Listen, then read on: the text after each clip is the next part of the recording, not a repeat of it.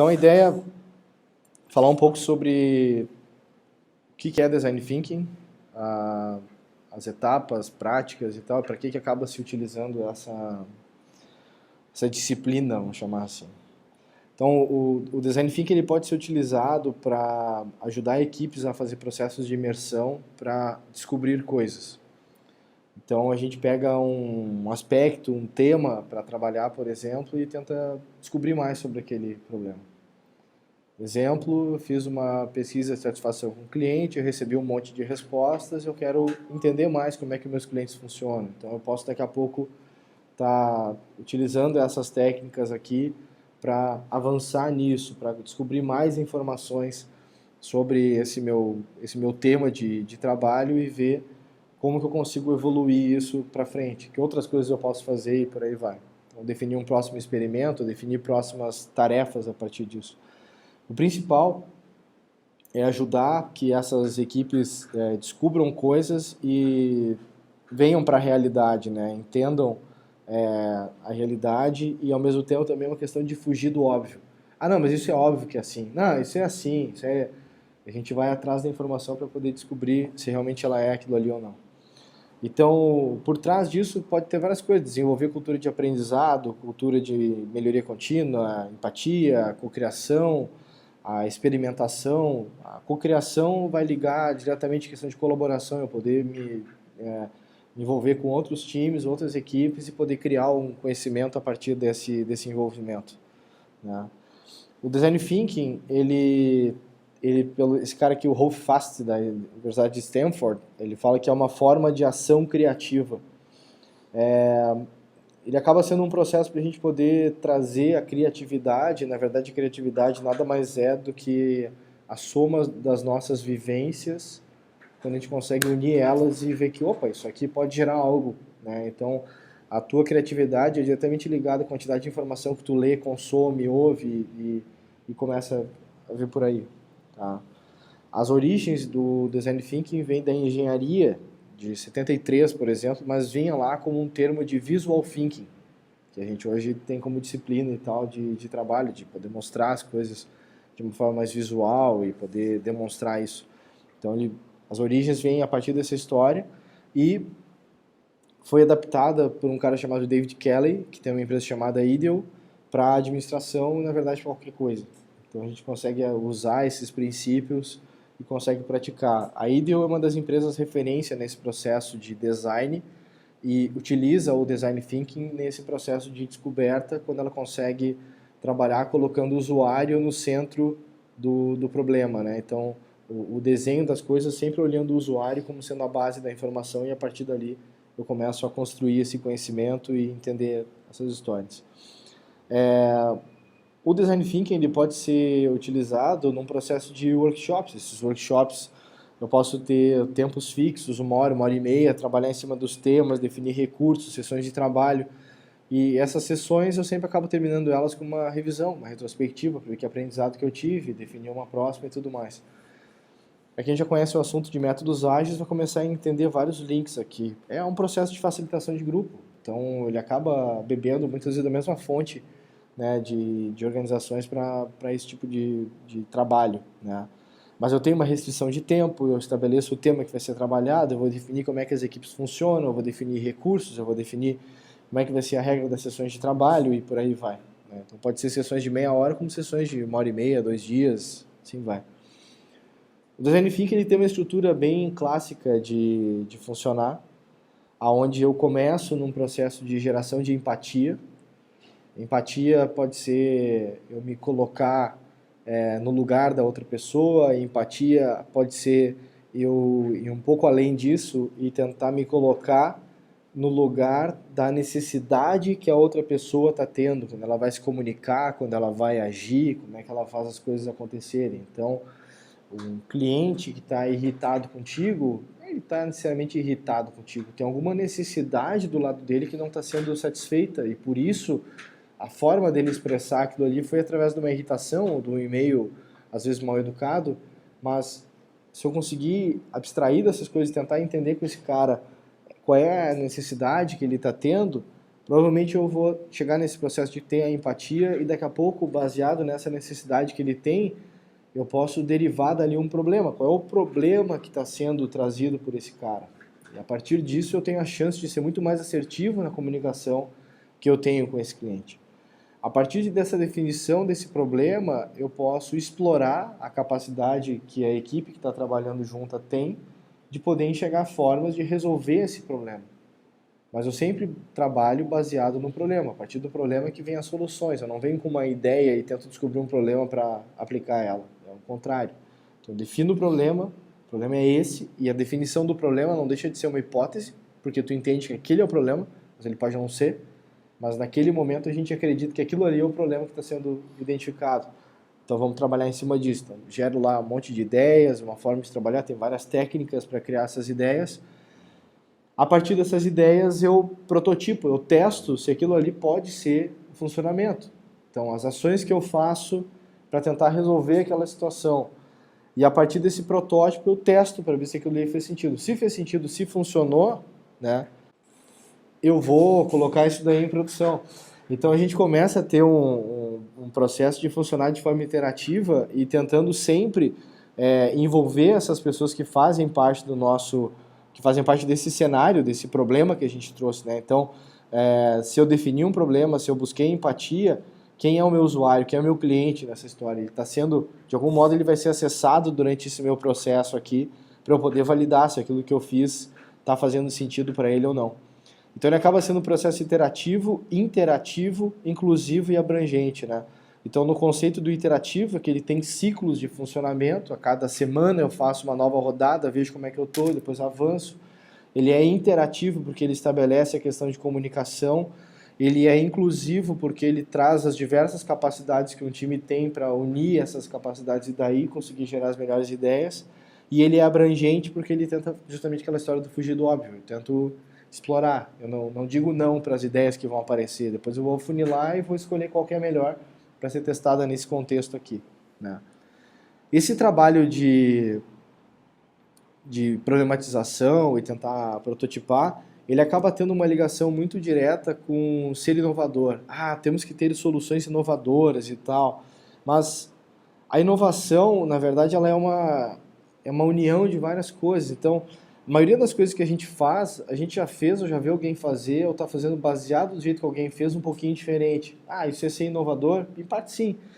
A questão de ser inovador está muito ligado à questão de desejo daquilo, a uma questão de viabilidade, a uma questão de praticabilidade daquilo. Então, de repente eu tenho uma necessidade lá para ser coberta, que eu quero que os meus clientes saibam de tudo que eu faço e tal, beleza. Mas daqui a pouco, para fazer esse desejo acontecer, eu até posso ter tecnologia para fazer isso acontecer, mas é inviável para o negócio dar conta de tocar aquilo. E aí, pô, não rolou, não vai rolar. Ou daqui a pouco o modo como eu quero funcionar, uma vez por ano eu quero reunir todos os meus clientes. Tá, mas como é que tu garante que eles vão vir? Qual é a praticabilidade dessa história, né? Então daqui a pouco tu vai ter que procurar formas diferentes, vai ter que fazer webinars para poder interagir com eles, ou daqui a pouco ter ações em cidades diferentes para poder permitir que eles se desloquem menos e tal.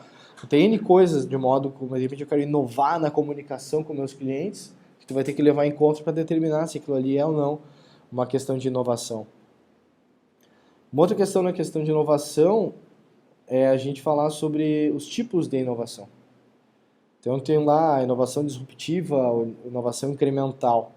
A gente diz que ela é incremental quando ela é um avanço de uma inovação anterior. A gente fala que ela é disruptiva quando ela quebra os paradigmas do que existe e tenta sair de um jeito diferente. Então, o EasyTaxi é uma inovação disruptiva. O aplicativo de um teletaxi, que passa a ter um aplicativo para celular, pode ser visto como uma inovação incremental. Ele já tinha um processo de comunicação com o cliente dele, que era via telefone, e agora ele habilitou um canal de celular para poder fazer o processo funcionar. Agora, se tu pegar, por exemplo, um EasyTaxi, um 99 Táxis, esses aplicativos de celular, eles são disruptivos no momento que eles quebram a cadeia de funcionamento e tentam trazer um modo de funcionar de um outro jeito, né? Um dos exemplos dessa brincadeira é questionar, por exemplo, se o Michael Jackson ele é um cara disruptivo ou incremental. Então, ele certamente é disruptivo pelo modo como ele fez o mundo da música funcionar depois de um rei do pop, né, essa história toda, Mas se eu olhar o jeito de dançar do Michael Jackson, ele é um jeito incremental. Porque existia um cara chamado Bob Fosse, coreógrafo, que quando gravou o filme Pequeno Príncipe, e ele fazia a cobra, era o personagem dele, ele tem lá vários passos que não vem dali exatamente, vem do jazz, vem de não sei aonde e tal, mas a fonte que o Michael Jackson bebeu foi um pouco dessa mesma fonte que esse cara bebe e do que ele praticava. Então, só que pro mundo de fora, quando um cara faz um passo lá, do cara, pá, olha só o que o cara fez, né? E aí tu vê lá um filme de 10 anos antes e o cara faz o mesmo passo e tu diz assim, puta que merda. Né? Então, a gente fica nessa questão de que é esse tipo de inovação, se ela é disruptiva ou se ela é incremental. Então, mas, de qualquer modo, é inovação. E não quer dizer que uma inovação disruptiva vai ser muito mais lucrativa do que uma incremental. Isso não é nenhuma verdade. Né? Então, não está ligado exatamente a isso. Tá?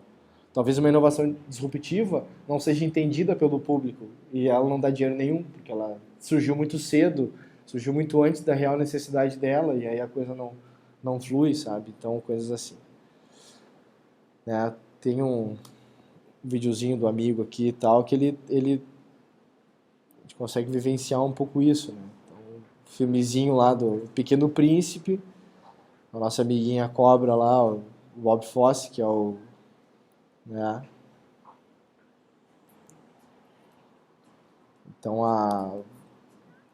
o cara começa a tocar uma musiquinha do Michael Jackson lá, um Billie Jean da vida, né? Vocês não estão vendo porque eu tô com um fone de ouvido aqui, mas quem tá provavelmente assistindo o vídeo vai estar vendo, mas que modo tem um link.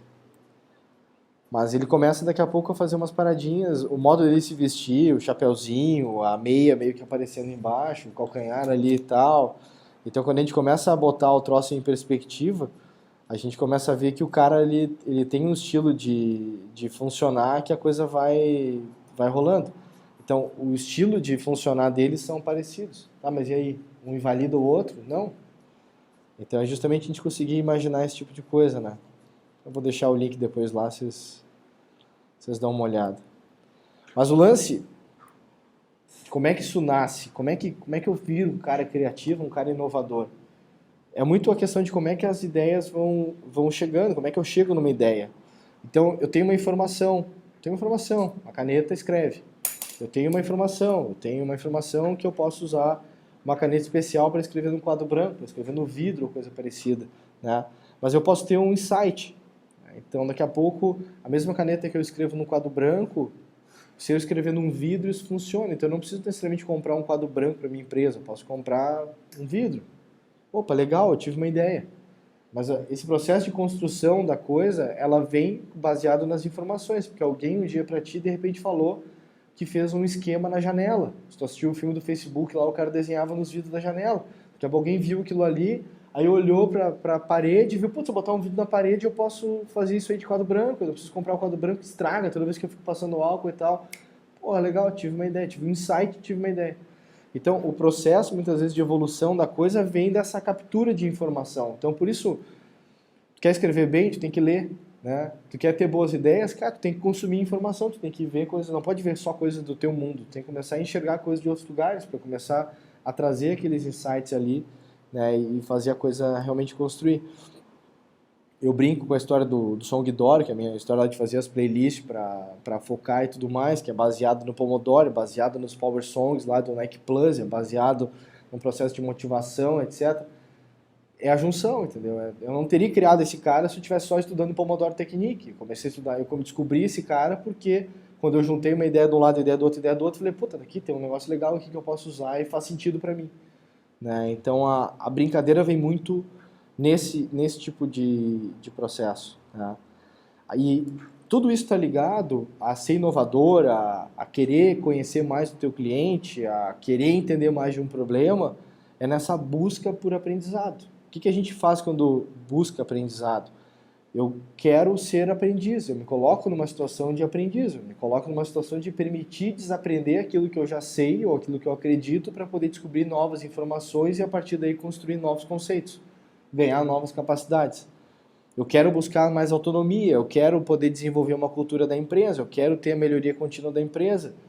E no último nível, dependendo como é que isso está sendo trabalhado dentro de uma equipe, é uma visão de propósito. Por que eu faço isso que eu faço desse jeito que eu faço? Porque a gente acredita em tal coisa. Então, tu começa a construir um meio comum do porquê que eu tenho que falar bem com meus clientes, por que eu tenho que atender bem ele independente da área que eu estou dentro da empresa. Ah, porque a gente acredita nisso, que isso daqui faz a geração do relacionamento com o cliente e manter ele mais fidelizado e ele vai indicar mais gente para a gente e ele vai crescer o quanto que ele trabalha conosco, por aí vai. Então eu tenho essa chance de daqui a pouco construir algo melhor, né? Tá? Só que eu preciso também ter, a gente fala desse processo de imersão, do processo de trabalho, das práticas, o quanto que eu também desenvolvo para poder ter esses ciclos de entrega. Eu preciso também entregar resultado, e não só ficar pesquisando e pesquisando e pensando e aprendendo. Eu preciso mostrar que isso tem validade. Então eu preciso levar para a rua e fazer os testes e ver que a coisa melhorou e daí aprender e tal. Subimos o degrau, beleza, agora vamos ter que subir o outro degrau. Como é que sobe esse degrau? Vamos ter que questionar de novo aquilo que foi feito daquele jeito, como é que pode ser feito melhor, né? Então, ter esses tipos de restrição, né? Eu coloco aqui o exemplo dos 4Ds, é o duplo diamante que a gente brinca no Design Thinking, que é o Define, Design, Develop, Deliver. Então, tu tem sempre processo de divergência e convergência no processo para poder passar sempre por essa coisa. Eu defino, né? Desenho, prototipo, né? Eu desenvolvo e eu entrego. Então, tu tem sempre um fluxo que sempre termina com alguém recebendo valor, alguém recebendo mais coisas lá na ponta, né? Tá? Então, o divergir e convergir tem isso aí, centrar sempre no processo da empatia, que é onde vai estar o teu usuário, onde quem tu está querendo descobrir mais informações sobre ele. Eu vou divergir para criar opções, eu vou convergir para fazer escolhas.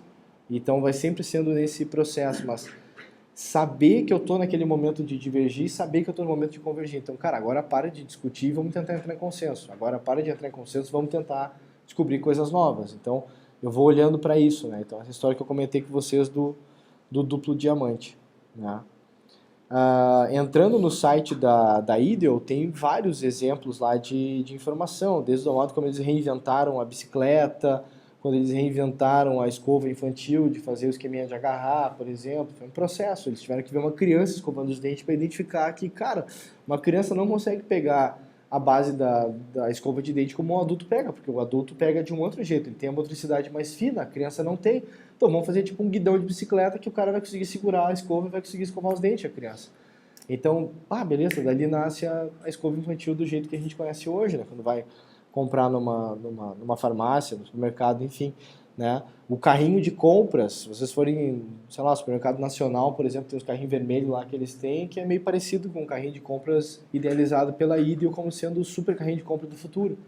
Então, são formas de começar a ver a coisa, né? Como é que aquilo ali pode acontecer. Talvez os caras que usam esse carrinho no supermercado lá, ou que compraram, nem sabiam que esse troço de repente surgiu de uma pesquisa maior, enfim, né? O modo como o Nintendo Wii fez voltar a ter o esquema de jogos caseiros e reunir amigos e família e tal. Então tem várias histórias legais assim de começar a ver, né? Então, o exemplo do carrinho lá, como é que a coisa pode acontecer.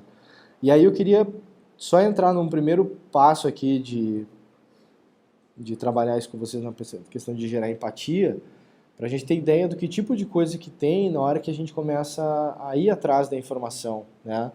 Então, por exemplo, eu posso trabalhar para entender o problema de um cliente, indo visitar ele e ficar ao lado dele, vendo ele fazer o trabalho dele. Só aquilo ali já vai me gerar uma série de informações de como que aquele cara opera dentro do sistema. E a partir dali, eu posso descobrir um monte de coisa nova para mexer, para melhorar a usabilidade, para melhorar alguma coisa de rapidez, alguma coisa de mais efetividade daquele meu processo, né? Também posso, em vez de fazer simplesmente uma sombra, fazer um shadow, eu posso trabalhar num vivendo a vida. Então, eu vou fazer as atividades daquele cara durante um dia, para ver como é que é fazer aquelas atividades e descobrir que, puta, é uma merda o jeito que a gente faz, ou é bom o jeito que a gente faz, mas a partir daí ter um pouco mais de resultado. Também posso fazer pesquisas, é o conceito de desk. Eu vou fazer uma pesquisa no meu navegador, vou descobrir o que meus concorrentes fazem, vou descobrir o que as empresas de estado da arte estão fazendo, vou descobrir não sei o que lá, e a partir daí eu construo um raciocínio de como é que eu posso atuar.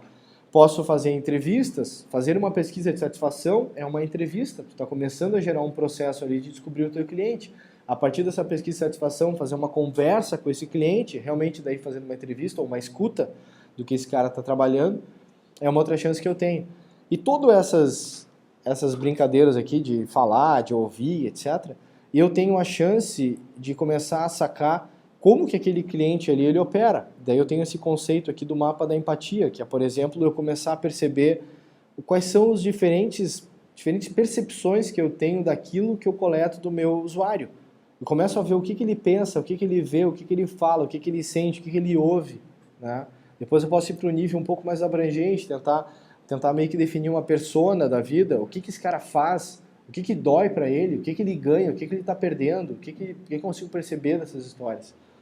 Então eu começo a buscar um pouco de contexto daquela questão para poder avançar. E a partir desse meu avanço, eu vou ter a chance daqui a pouco de estabelecer, cara, legal, o meu problema é esse, é a partir daqui que eu vou atuar, né?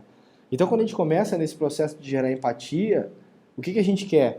Eu quero ver o que as pessoas não fazem, eu quero escutar o que elas não dizem, porque tu vai começar a ver justamente essa história do não verbal, essa coisa do quando o cara te conta ali um depoimento, tu vai tendo essa chance de poder identificar exatamente o que esse cara tá trabalhando, né? Tá? Então, um pouco da coisa é isso, tá? Depois, num outro momento aí, a gente avança falando sobre problemas, tem um conceito de jornada de usuário e tal, são várias técnicas legais aí que a gente pode trabalhar.